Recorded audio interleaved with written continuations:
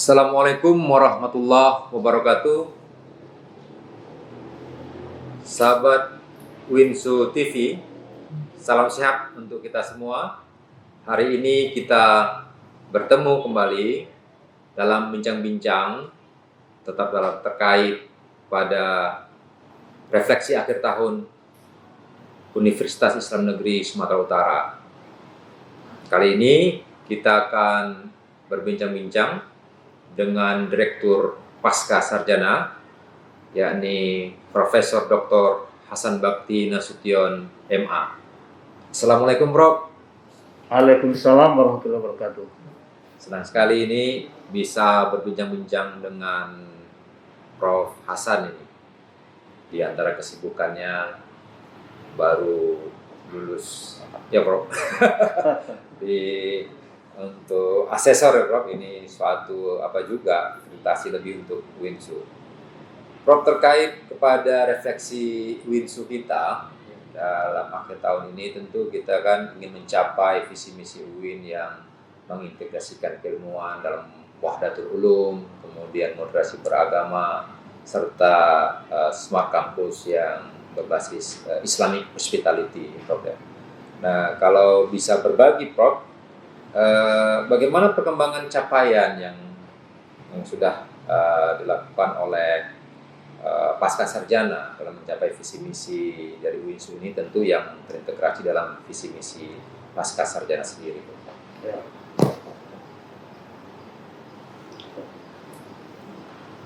Terima kasih. Assalamualaikum warahmatullahi wabarakatuh. Waalaikumsalam.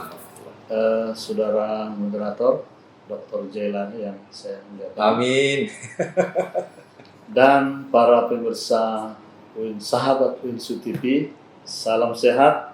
Assalamualaikum warahmatullahi wabarakatuh. Waalaikumsalam. Alhamdulillah kita diberikan kesehatan dan tanpa terasa hari ini kita sudah di akhir tahun.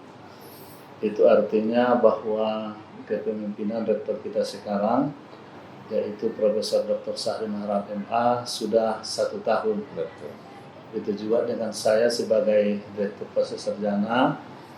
Saya bertugas mulai 1 Desember, artinya ya sudah hampir 1 tahun juga.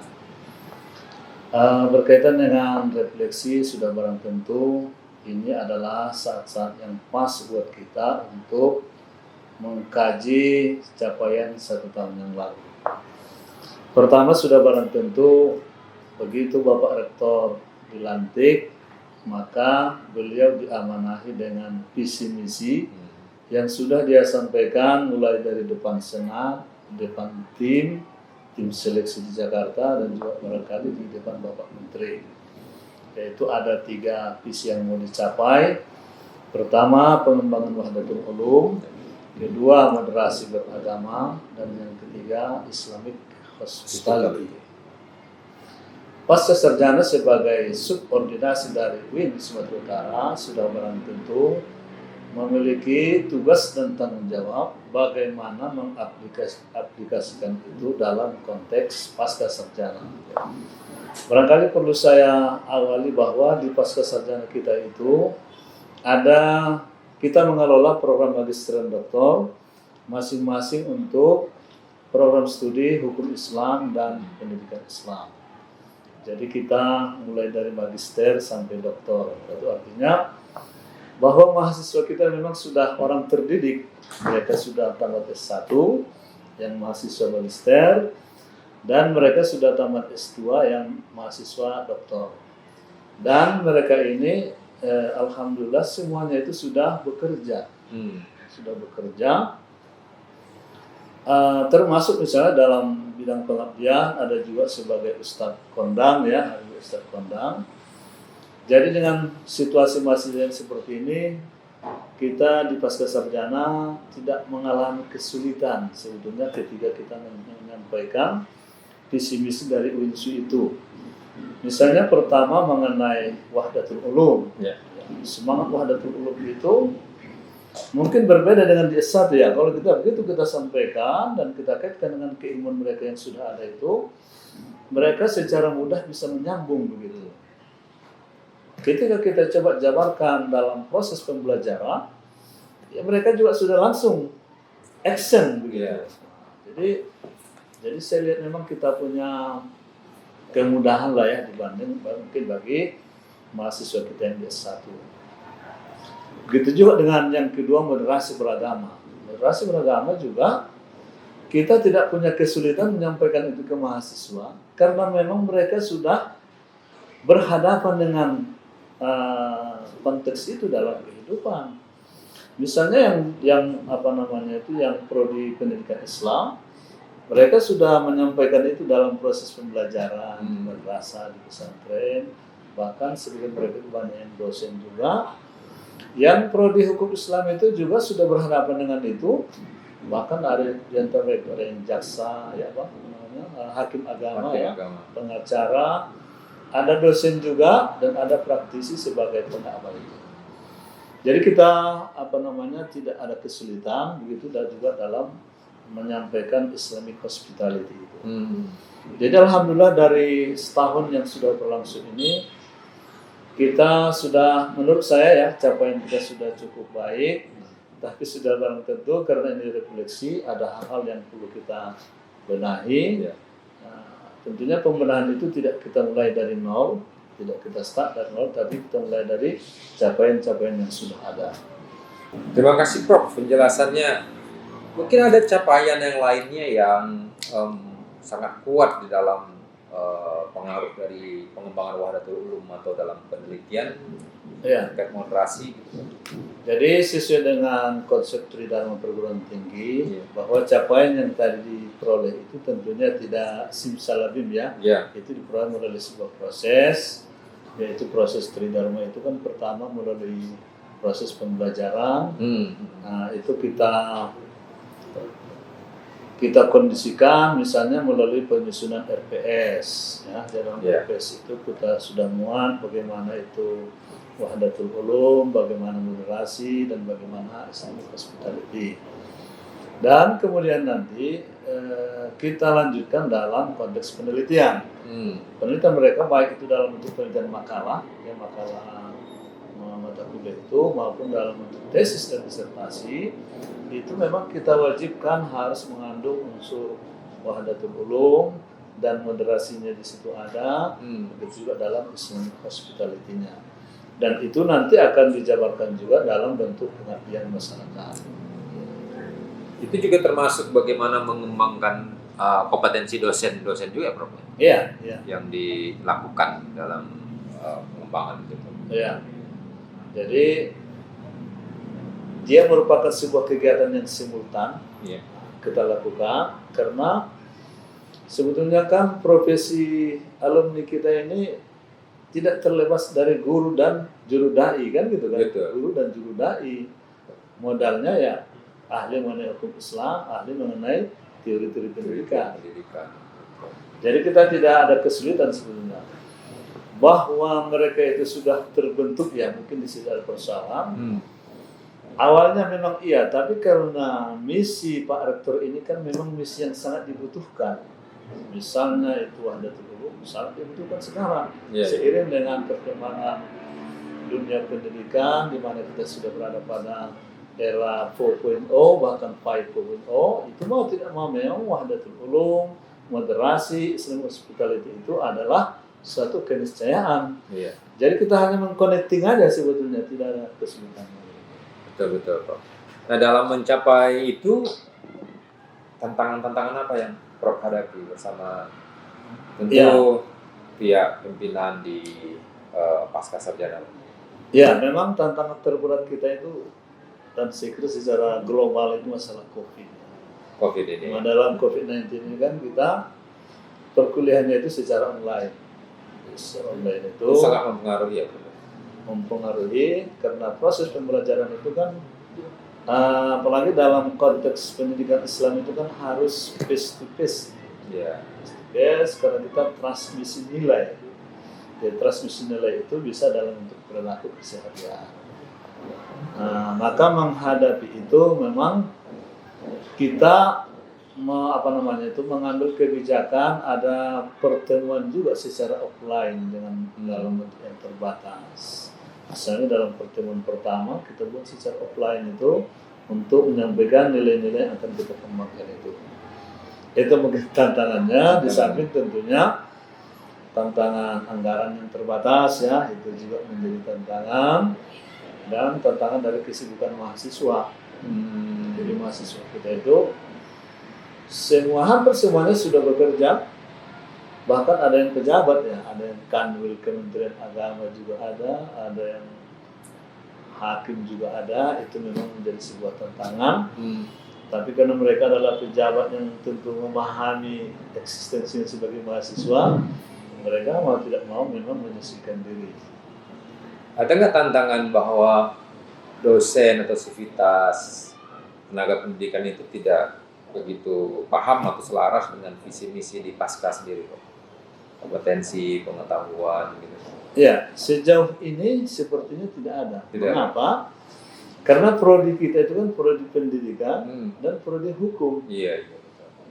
Dan prodi pendidikan itu kan sangat terbuka itu ya kan, sangat terbuka dengan perubahan dan sangat mudah menerima perubahan. Sangat dinamis ya. Sangat dinamis. Itu juga prodi hukum. Iya. Ya, hukum yang kita kembangkan di Indonesia itu kan sangat dinamis. Kita bukan disebut tidak bermazhab ya, tapi kita sangat elaborasi terhadap berbagai perbedaan hukum itu. Jadi begitu ada hal baru, tidak menjadi persoalan karena hal baru itu menurut mereka adalah tuntutan dari perkembangan zaman itu. Nah, ya. Menarik ya, Prof. Ya. Nah, di mahasiswa ini sendiri kan seperti Prof katakan dengan sebagai kesibukannya memenuhi jadwal perkuliahan gitu ya. Problem solving, cara dosen, cara Pasca itu sendiri mengatasi persoalan itu gimana? Dan mendorong inovasi-inovasi dari mahasiswa itu, Bro. Ya. Dosen. Sudah barang tentu pertama kita memperkuat tenaga pengajar ya, dosen. Jadi karena dosen inilah yang secara langsung berhubungan dengan para mahasiswa kita. Jadi melalui dosen inilah kita harapkan menyampaikan nilai-nilai visi misi yang dikembangkan itu. Nah, jadi selain misalnya dalam bentuk motivasi kepada mahasiswa, juga diberikan dalam bentuk kewajiban misalnya untuk pengembangan Wahdatul Ulum itu proses pembelajarannya harus bercorak Wahdatul Ulum. Jadi corak Wahdatul Ulum itu yang diwujudkan dalam bentuk silabus. Jadi setiap RPS itu di situ sudah memuat ada konsep Wahdatul Ulum. Itu proses pembelajaran. Proses penelitian di metodologi juga kita mewajibkan ada Wahdatul Ulum. Jadi dengan proses pembelajaran, penelitian, tesis dan disertasi, maka diharapkan nanti ketika mereka pengabdian masyarakat juga sudah terbiasa dengan konsep Wahdatul Ulum, begitu juga dengan moderasi beragama itu. Keren ya, Bro. Ya. Nah, kan baru-baru ini inisiatif Pak Rektor kita Prof Syahrin bagaimana mengapresiasi ya mahasiswa inovasi, dosen inovasi untuk dengan Wahdatul Ulum Award. Pandangan Prof sendiri bagaimana dengan itu? Ya, saya kira itu salah satu bentuk dorongan ya. Karena satu kebijakan itu biasanya akan efektif kalau ada punishment dan reward, gitu kan? Dan dengan adanya reward, saya kira sudah lengkap. Kalau punishment-nya kan itu tadi, kita tidak menerima judul disertasi kalau di situ tidak memuat Wahdatul Ulum. Nah, di RPS kita menolak RPS kalau di situ tidak membuat Wahdatul Ulum. Jadi punishment-nya sudah ada, lalu dilengkapi dengan reward dari Bapak Rektor. Ya, kita berharap ke depan kriteria rewardnya itu lebih luas lagi sehingga para dosen dan mahasiswa kita lebih banyak memperoleh penghargaan itu. Harus dilakukan tiap tahun berarti, Pak? Ya, tiap tahun saya kira kegiatan rutin lah. Rutinnya. Ya, dengan melihat kita capaian setahun ini ya, Prof, dalam pencapaian visi misi Winsu, kemudian tantangan tadi yang sudah Prof utarakan, mulai dari masalah budget gitu ya, sampai kepada COVID ya. Apa yang rencana kedepannya dalam menjawab tantangan-tantangan ini sehingga bisa tercapai yang lebih maksimal di tahun depannya, Prof, yang akan dilakukan di Pasca sendiri? Ya, jadi alhamdulillah seperti tadi sampaikan, capaian tahun ini saya kira sudah sangat bagus ya, sudah maksimal, dan itu tentunya tidak terlepas dari banyak faktor. Pertama, konsep yang jelas, jadi konsep Pak Rektor mengenai visi itu sudah jelas dan itu dipahami oleh seluruh insan akademika. Kemudian itu ditindaklanjuti dengan kebijakan, jadi tidak hanya konsepnya jelas, ada kebijakannya juga sudah ada. Kemudian yang ketiga, kebijakan itu sudah dijabarkan dan didukung oleh para unit yang dalam hal ini pasca sarjana. Jadi kita sudah on the track menurut saya. Tinggal lagi ke depan tentunya penguatan-penguatan. Penguatan pertama saya kira tentu dalam pendekatan silabus. Kita kan baru 1 tahun ini kan, kita sudah barang tentu ada kelemahan-kelemahan. Ke depan kita akan mencoba menutup kelemahan itu. Mungkin dalam tahun ini misalnya konsep Wahdatul Ulum itu belum maksimal di seluruh prodi. Jadi ke depan saya kira inilah yang, dan Pak Rektor selalu mengatakan kita akan terus berpacu ya, sehingga nanti memang betul-betul Wahdatul Ulum itu sudah menjadi sebuah barang jadi silabusnya. Kemudian berkaitan dengan itu tentunya kebijakan penganggaran itu tadi ya, penganggaran itu harus berbasis Wahdatul Ulum, berbasis moderasi. Maka misalnya dalam kegiatan penelitian, ini Pak J ini kan aktif di penelitian ya. Nah, di penelitian saya kira ya kita orientasinya ke situ. Orientasi ketiga visi misi itu Wahdatul Ulum, moderasi beragama dan hospitality. Lalu yang ketiga tentunya kerjasama. Saya kira kerjasama itu sangat penting ya, kerjasama semua pihak. Kita di pasca sarjana sudah barang tentu memberikan dukungan ya, karena memang seperti saya gambarkan tadi, alhamdulillah kita kan memiliki kekuatan SDA yang cukup bagus ya. Betul. Kita bagus dengan apa semua fasilitas yang ada.